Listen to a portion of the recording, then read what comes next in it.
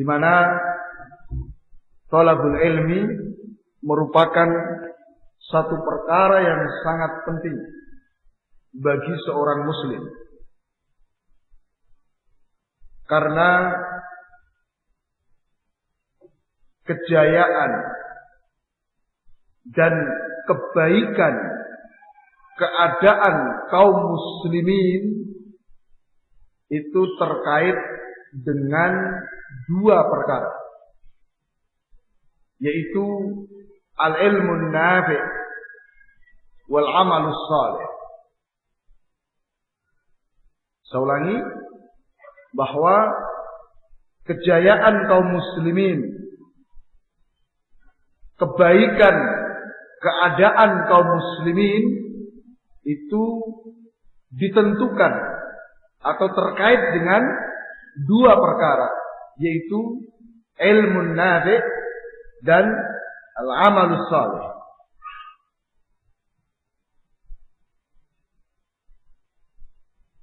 Di kesempatan siang yang baik ini kita akan coba untuk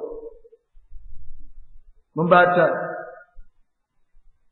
salah satu dari kaidah yang disusun oleh Syekh Abdullah bin Shalih Al-Bailan dalam risalah beliau Al-Isbah, yaitu di kaidah yang ke-9,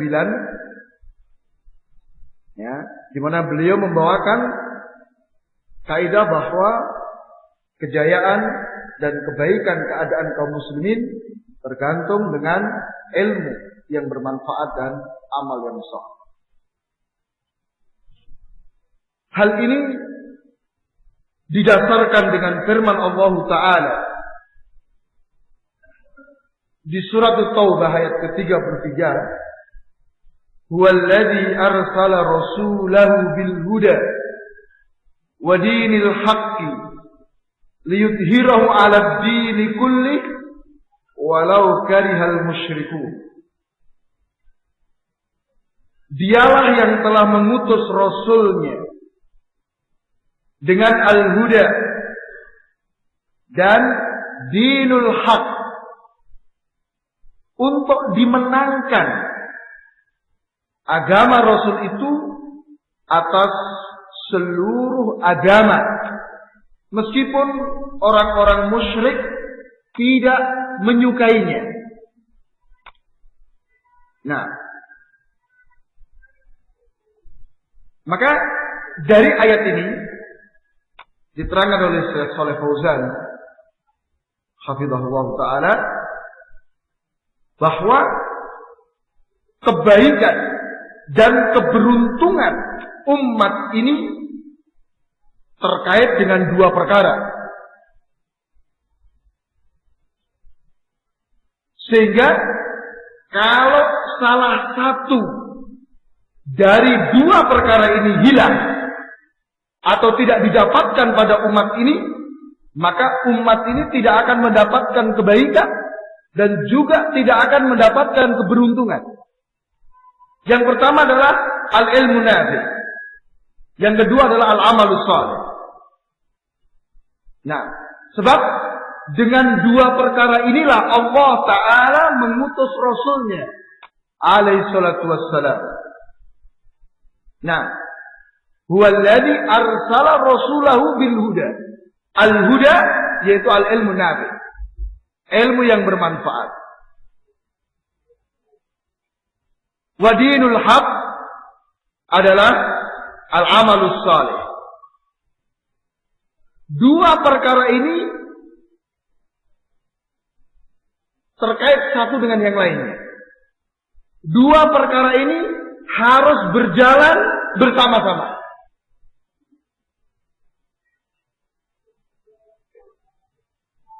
Sebab ilmu tidaklah bermanfaat tanpa amalan. Demikian pula amalan tidak akan bermanfaat tanpa didasari dengan ilmu.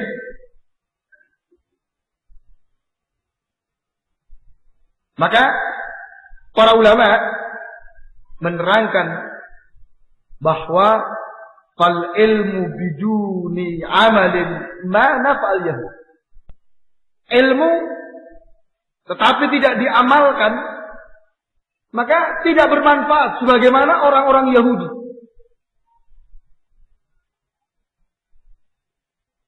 Mereka memiliki Taurat. Mereka paham tentang isi Taurat. Akan tetapi mereka tidak mengamalkan Taurat. Sehingga Allah Subhanahu wa taala menyerupakan mereka dengan himar, keledai. Sebagaimana Allah taala menyatakan, "Matalul ladzina hummilut Taurata thumma lam yahmiluha kamathalil himari yahmilu asfar." Permisalan orang-orang yang membawa Taurat kemudian mereka tidak mengamalkannya, yaitu seperti himar yang membawa kitab-kitab. Ya. Disuruh ngangkut kitab, di punggungnya ada kitab-kitab, tapi himar tidak paham. Himar tidak bisa mengamalkan. Bi'sa mathalul qaumil ladzina kadzdzabu biayatillah. Sangat jelek permisalan orang-orang yang mendustakan ayat-ayat Allah. Wallahu la yahdil qaumadz zalimin, dan Allah tidak memberi petunjuk kepada orang-orang yang zalim. Bahkan Allah taala menamakan mereka sebagai kaum yang dimurkai, maghdub alaihim. Karena mereka adalah orang-orang yang bermaksiat kepada Allah ala basirah. Bermaksiat kepada Allah dalam keadaan ngerti.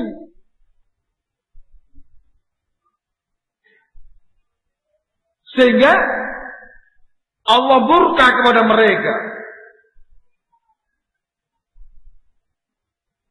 Mereka telah memiliki ilmu, tetapi mereka tidak mengamalkan.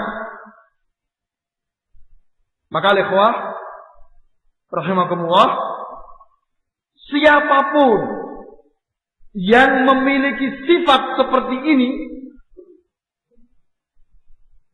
maka dia berhak untuk mendapatkan ancaman sebagaimana yang telah diancamkan kepada orang-orang Yahudi tadi. Siapapun yang sudah mengerti, yang sudah paham, tetapi tidak mau mengamalkan, maka mereka adalah orang-orang yang dimurkai oleh Allah Ta'ala.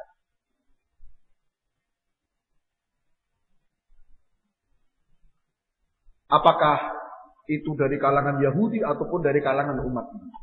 Maka saya mengingatkan kepada diri saya dan juga kepada ikhwah semuanya, bahwa kita duduk belajar tidak sekedar menambah wacana. Ya, tidak sekedar menambah wawasan, tidak. Tetapi ilmu itu dipelajari untuk diamalkan. Ya. Maka kita harus waspada. Ya, harus hati-hati. Jangan sampai Al-Quran yang kita pelajari justru menuntut kita nanti di yaumul qiyamah. Sebab dikatakan Al-Quranu hujjatun lak au alaika. Al-Quran itu bisa membela kamu di hadapan Allah, tetapi bisa juga menuntut kamu di hadapan Allah Ta'ala. Kalau kita ingin Al-Quran membela kita di hadapan Allah, pelajari, amalkan. Tetapi kalau kita sekedar mempelajari saja tanpa mau mengamalkan, maka Al-Quran akan menuntut kita di hadapan Allah Subhanahu wa Ta'ala. Dalam hadis yang hasan yang diriwayatkan oleh Abu Dawud dari Ibnu Umar, Rasul alaihi salatu wassalam mengingatkan kita, la tazulu qadamal abdi yaumal qiyamati hatta yus'al an khamsin. tidak akan bergeser kaki seorang hamba dari hadapan Allah nanti pada yaumul qiyamah sampai ditanya tentang 5 hal. An umri fima afna, tentang umurnya dihabiskan untuk apa? Dalam perkara maksiat atau perkara ketaatan? Umur. Wa an syababi fima abla, tentang masa muda. Ini nikmat besar masa muda. Puncak semangat, puncak kekuatan ada pada masa muda. Dihabiskan untuk apa? Untuk santai-santai, untuk maksiat, atau untuk ketaatan. Sehingga ada keutamaan.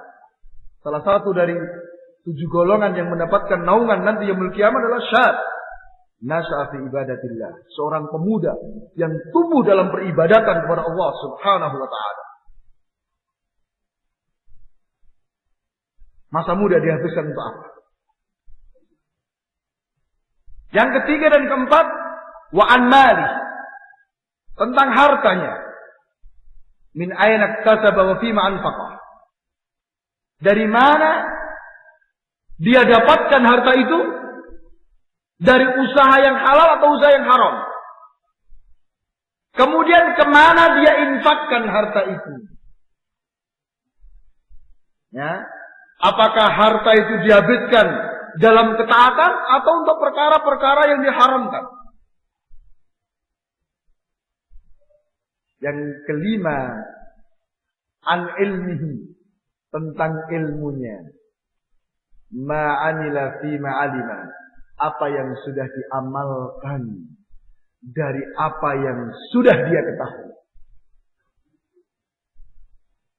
Nah. Sehingga ya, kita harus khawatir. Sebagaimana salah seorang sahabat jadi ya, juga khawatir. Ya, saya takut ketika nanti dipanggil oleh Allah Ta'ala. Ya Uwaimir, madza amila fima alimta? Apa yang sudah kamu amalkan dari apa yang sudah kamu ketahui? Sahabat yang jadi khawatir tentang permasalahan ilmu. Nah, ini yang pertama. Demikian pula al-amal biduni ilm, beramal tanpa ilmu, ini juga tidak dibenarkan. Sebab seseorang yang beramal tanpa ilmu berarti dia beramal mengikuti hawa nafsu. Ya, mengikuti hawa nafsu. Perlu diketahui bahwa yang namanya ilmu itu apa yang dibawa oleh Rasul alaihissalam. Maka ketika seseorang tidak mengikuti ilmu, berarti dia mengikuti hawa nafsu. Fa illam yastajibu lak, kalau mereka tidak mau menjawab seruanmu wahai Muhammad SAW, fa innama yattabi'una ahwa'ahum, berarti mereka mengikuti hawa nafsu mereka sendiri. Atau kalau tidak, dia mengikuti kebiasaan, taklid kepada nenek moyangnya, taklid kepada adat istiadat. Maka seperti ini tidak bermanfaat amalan seperti ini. Ya, meskipun dia capek, meskipun dia telah tumpahkan tenaga, pikiran dan harta, tetapi kalau ilmu yang dia kerjakan, amal yang dia kerjakan tidak dibangun di atas ilmu yang benar, maka itu merupakan kesesatan. Nah, Allah Subhanahu wa ta'ala menamakan orang-orang ini dengan apa? Ad-dhalun. Orang-orang yang sesat. Nah, sebagaimana Allah Ta'ala menyatakan di akhir surat Al-Fatihah. Nah, ihdinas siratal mustaqim. Ya Allah, tunjukkan kepada kami jalan yang lurus. Islam, apa yang dibawa oleh Rasul alaihi salatu wassalam, siratal ladzina an'amta alaihim, jalan orang-orang yang telah Engkau beri nikmat atas mereka, ghairil maghdubi alaihim waladdallin, bukan jalan orang-orang yang Engkau murkai, dan bukan pula jalan orang-orang yang sesat. Nah, ini. Jadi di akhir surat Al-Fatihah ada 3 golongan. Golongan orang-orang yang mendapatkan nikmat, yaitu orang-orang yang berilmu dan mengamalkan ilmunya. Nah, yang kedua adalah golongan yang dimurkai, yaitu orang yang berilmu tetapi tidak mau mengamalkan ilmunya. Golongan yang ketiga adalah golongan orang-orang yang sesat, yaitu orang-orang yang beramal tanpa ilmu. Ya, beramal dengan perasaan, berdasarkan pikirannya sendiri dan seterusnya. Nah, maka kalau kita lihat keadaan orang-orang yang menyimpang tidak akan lepas dari 2 ini. Berilmu tapi tidak mau beramal, atau beramal tanpa ilmu. Nah, sehingga sekali lagi kebaikan dan kejayaan kaum muslimin dibangun di atas 2 perkara tadi. Ilmu nafi wal amalus salih. Nah, sehingga ilmu itu dipelajari untuk diamalkan. Ya, maka amalan yang wajib mewajibkan pula sarana yang mengantarkan kepadanya. Nah, jadi amalan yang wajib berarti apa? Mewajibkan pula untuk kita mempelajari amalan itu. Ya. Dan kedudukan menuntut ilmu itu sesuatu yang sangat tinggi, luar biasa. Sekian banyak ayat, sekian banyak hadis, ya, menerangkan tentang keutamaan menuntut ilmu. Ya, Imam Ibnul Qayyim rahimahullah dalam risalah beliau Miftah Dari Sa'adah menyebutkan sekian banyak sisi keutamaan ulama dan keutamaan menuntut ilmu. Nah, salah satu ayat yang menunjukkan kedudukan menuntut ilmu, yang menunjukkan tentang betapa pentingnya menuntut ilmu, yaitu di surat At-Taubah ayat ke-122.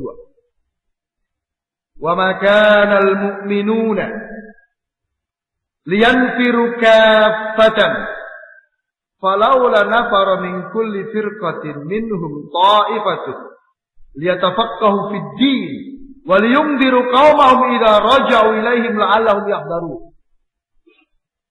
Dan tidaklah kaum mukminin semuanya pergi berjihad, bertempur di medan jihad, akan tetapi hendaknya ada sekelompok orang dari masing-masing kelompok kaum muslimin yang tafaqquh fid din. Lihat, perintah jihad, keutamaan jihad, kita sudah paham. Akan tetapi Allah mengingatkan bahwa tidak boleh semuanya berangkat untuk jihad, bertempur di medan perang. Akan tetapi hendaknya ada beberapa di antara kaum muslimin dari masing-masing kelompok itu apa? Duduk tafaqquh fid din, mempelajari agama ini, agar mereka bisa memberi peringatan kepada kaumnya ketika mereka kembali, dan mudah-mudahan kaumnya mendapatkan peringatan. Nah, diterangkan oleh para ulama bahwa ada dua perkara yang harus dijaga dan dilindungi oleh kaum muslimin. Yang pertama adalah wilayah. Wilayah kaum muslimin jangan sampai diserang, jangan sampai diserbu oleh musuh-musuh kaum muslimin. Maka di sini dibutuhkan pasukan perang, jihad secara fisik, ya, menjaga perbatasan dan seterusnya. Perkara kedua adalah menjaga kemurnian agama Islam itu sendiri. Ini dibutuhkan para ulama. Ya, bukan pasukan tempur, tapi para ulama. Terlebih al-ikhwah, pada hari ini musuh-musuh Islam itu menyerang tidak secara fisik kepada kaum muslimin. Akan tetapi mereka sangat-sangat luar biasa menggempur kaum muslimin, menyerang agama Islam dengan syubhat-syubhat, pengkaburan-pengkaburan. Sehingga diharapkan oleh mereka kaum muslimin tidak lagi mengenali Islam yang asli, Islam yang original. Taunya Islam imitasi aja. Sehingga ketika kaum muslimin tidak lagi berpegang dengan Islam yang benar, disitulah mereka akan bisa dikalahkan. Selama kaum muslimin masih berpegang dengan Alkitab dan Sunnah, dengan pemahaman yang benar, sebagaimana yang diajarkan oleh Rasulullah kepada para sahabat, kaum muslimin tidak akan pernah terkalahkan. Maka mereka berusaha bagaimana menyimpangkan kaum muslimin dari agamanya yang benar. Dilontarkan syubhat-syubhat, penyimpangan-penyimpangan, dimunculkan kesesatan-kesesatan atas nama Islam. Nah, ini yang bisa ngadepi adalah para ulama dengan ilmu. Ya, maka seorang ulama, seorang alim yang duduk mengajarkan Islam yang benar kepada kaum muslimin, itu lebih daripada seorang panglima perang yang mengomando pasukan di medan jihad. Jangan dianggap, oh ini anti jihad ini. Cuman duduk baca kitab, ngaji-ngaji aja. Masing-masing ada tugasnya. Ada yang tempur membela wilayah kaum muslimin ketika diserang oleh musuh. Ini ada yang bertugas menjaga kemurnian agama Islam. Ya, berapa banyak kaum muslimin bingung ketika muncul tulisan di koran misalnya, syubhat dari Islam liberal. Ini kalau kita nggak punya ilmu, selesai, kalah kita. Ya kan? Sesat kita. Ya. Dibutuhkan ulama. Maka kita duduk menuntut ilmu ini jihad juga. Abu Darda atau Abu Dzar radhiyallahu ta'ala menyatakan, man ra'a annal huduwata wa rawaha ilal ilmi laisa fi sabilillah faqad naqasa aqlu. Barang siapa berpendapat bahwa orang berpagi-pagi bersore-sore menuntut ilmu tidak dikatakan jihad, itu otaknya berkurang. Tidak genap. Gila berarti orangnya. Ya kan? Masa menuntut ilmu dikatakan tidak jihad. Keliru. Maka sebagaimana menuntut ilmu, sebagaimana jihad itu juga butuh kesungguhan, butuh kekuatan, butuh ini, maka menuntut ilmu juga demikian. Capek juga kan? Capek. Banyak gangguan juga. Ya, sebagaimana orang mau berangkat jihad itu gangguannya banyak. Diingatkan tentang anak istrinya. Nanti kalau ditinggal jihad bagaimana? Nanti kalau mati piye? Nanti yang ngasih makan siapa? Sama. Kita mau berangkat daurah 7 hari pun diingatkan. Nanti anak istrimu makan apa? Nanti kalau sakit yang ngurusi siapa? Hah? Nanti kalau sumurnya macet, pompanya rusak, siapa yang benahi? Kamu daurah. Diingatkan seperti itu. Kadang apa kamu punya duit? Nanti makannya kamu di sana bagaimana? Wah, di situ banyak gangguan. Nah, makanya harus sungguh-sungguh. Nah, sebagaimana juga ketika jihad secara fisik ketemu musuh itu kadang-kadang ya berat, ada khawatir dan sebagainya. Maka ketika sampai di tempat daurah, kadang-kadang ada gangguan juga banyak. Ya kan? Ngantuk. Disibukkan dengan HP-nya. Ya. Nah, kalau taklim HP-nya dimatikan. Tapi itu ganggu itu nanti. Ya, lagi seru-serunya pembahasan SMS. Nah, hilang sudah konsentrasi. Para ulama zaman dahulu tidak seperti itu dalam belajar. Mereka ketika belajar seakan-akan di atas kepala mereka itu ada burungnya. Sehingga takut kalau bergerak ini burungnya terbang. Nah itu. Zaman dulu para ulama belajar itu seperti itu. Sehingga ya jadi ulama. Nah kita ini kan belajarnya toleh, sibuk main HP, sibuk SMS-an ya.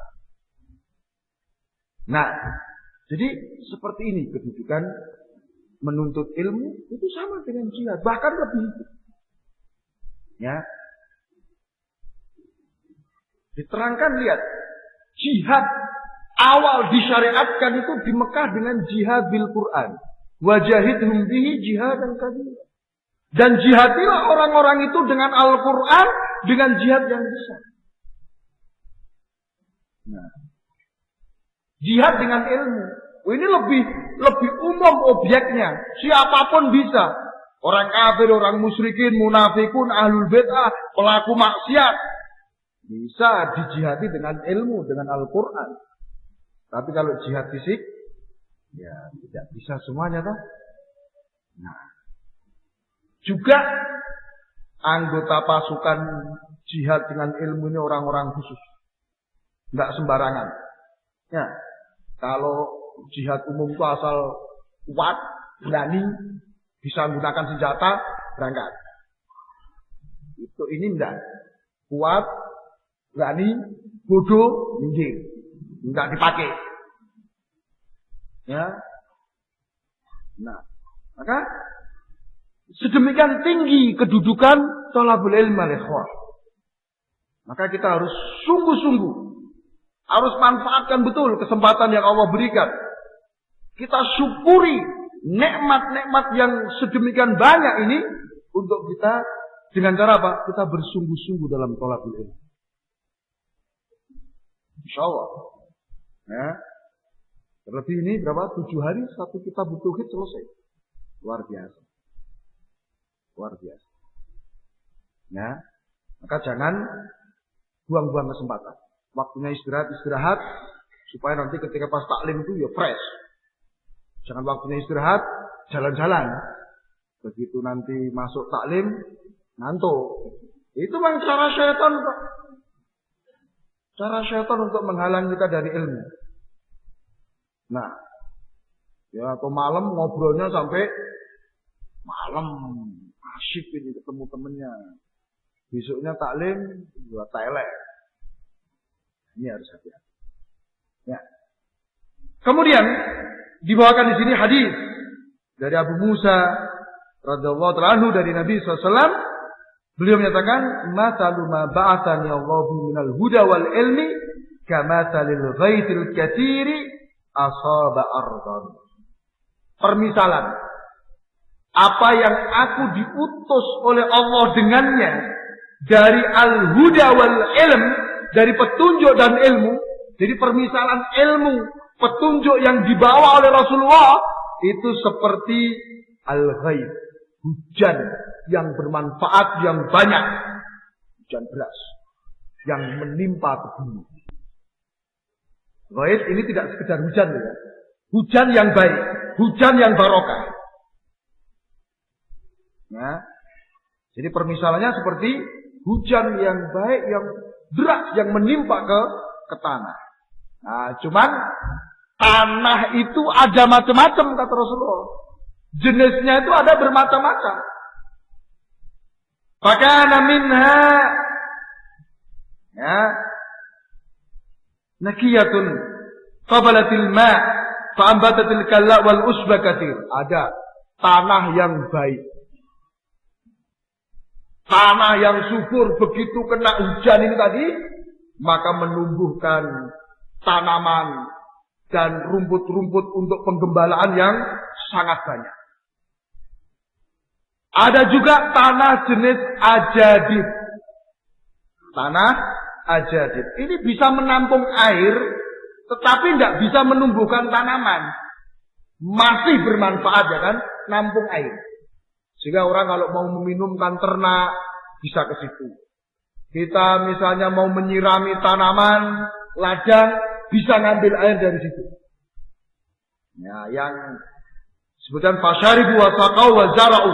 Orang bisa minum, bisa meminumkan ternak, bisa menyirami ladangnya dari air tersebut. Yang terakhir, tanah ketiga yaitu qi'an. Tanah qi'an. La tamsikum ma' wa la tambutul kalla. Tidak bisa menahan air, juga tidak bisa menumbuhkan tanaman. Ini tanah yang paling jelek. Ya. Nah. Jadi jenis tanah ini kena hujan itu tidak menumbuhkan tanaman, juga nggak bisa menahan airnya. Maka itulah permisalan orang-orang yang telah sampai kepadanya ilmu dan petunjuk yang aku diutus oleh Allah dengannya. Golongan pertama adalah tadi apa? Tanah yang baik. Itu seperti orang yang dia hafal dan paham. Orang yang hafal dan paham dengan apa yang datang dari Rasulullah sallallahu alaihi wasallam. Golongan kedua yang menyimpan air tadi, menampung air, ini adalah orang yang hafal tetapi tidak paham. Masih bermanfaat. Yang ketiga ini adalah orang yang man lam yarfa bidzalika ra'san, orang yang tidak mengangkat kepalanya sedikit pun, artinya orang yang tidak peduli sama sekali dengan ilmu yang disampaikan oleh Rasulullah SAW. Walam yakbal hudallahi alladzi ursiltu bih. Dia tidak mau menerima petunjuk yang aku diutus oleh Allah dengannya. Jadi orang-orang yang cuek, tidak mau mempelajari agama ini.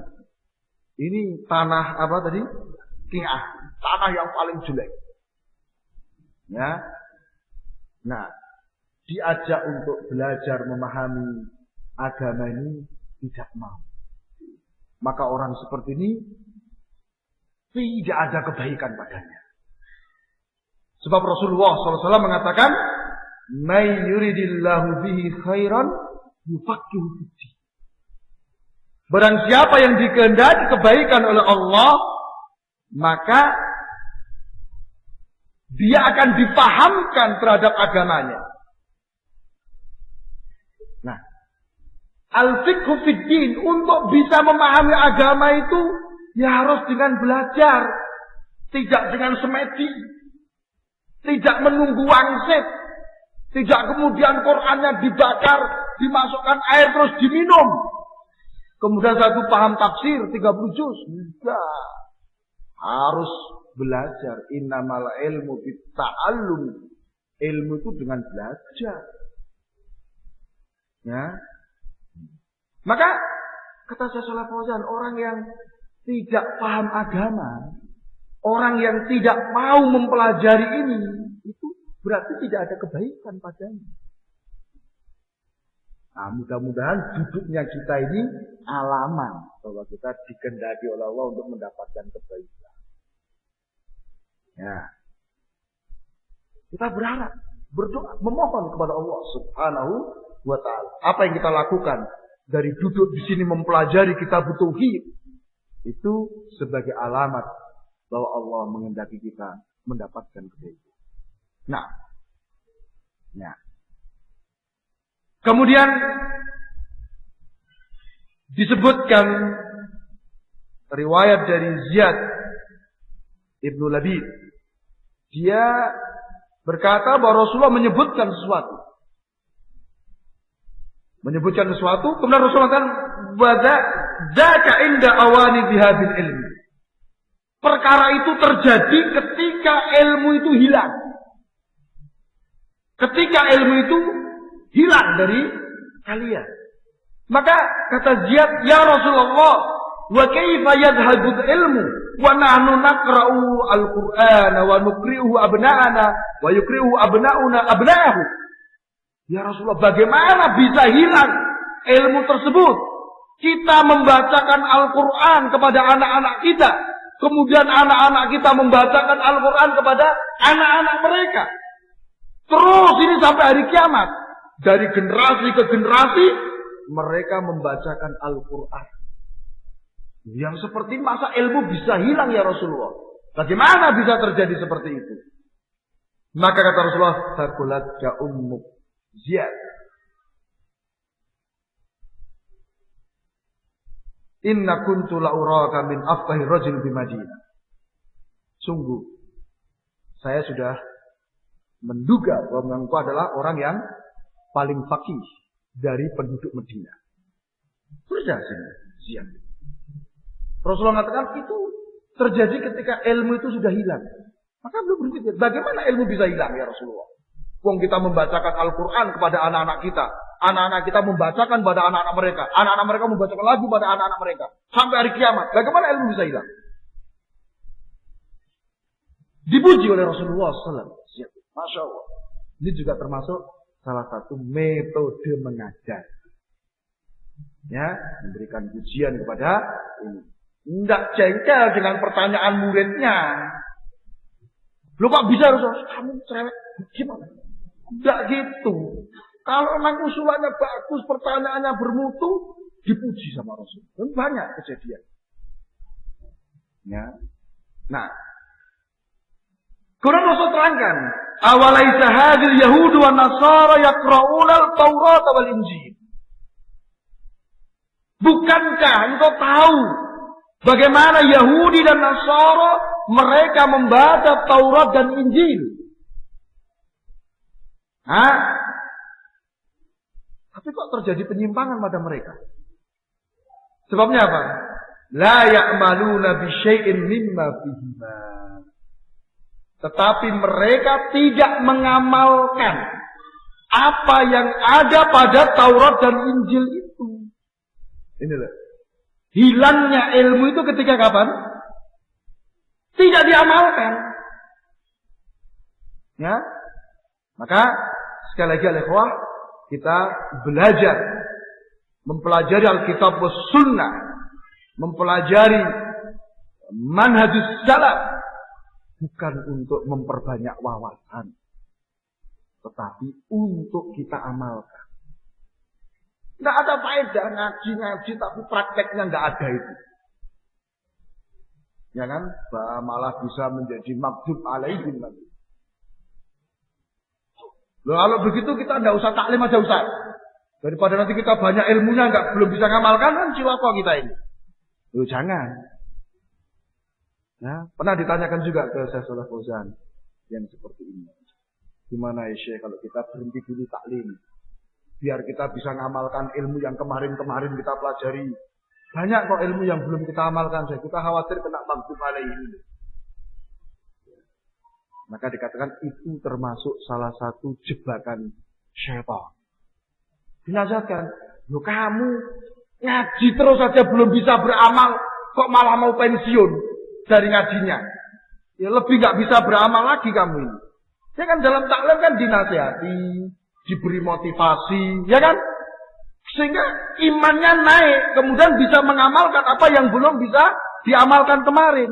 Ya kalau kemudian, waduh ini saya takut, ini saya berhenti taklimnya. Semakin tidak akan bisa untuk mengamalkan ilmu. Maka hati-hati. Nah, ini penting, yang seperti ini ilmu.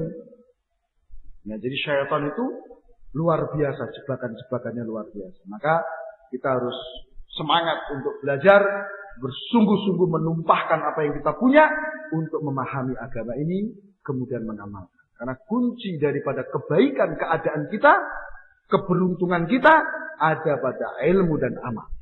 Baik, al-ikhwah rahimakumullah, ini yang bisa saya sampaikan. Mudah-mudahan bermanfaat. Mudah-mudahan Allah Subhanahu wa taala berikan taufik kepada kita untuk terus istiqamah dalam mempelajari dan mengamalkan agama ini.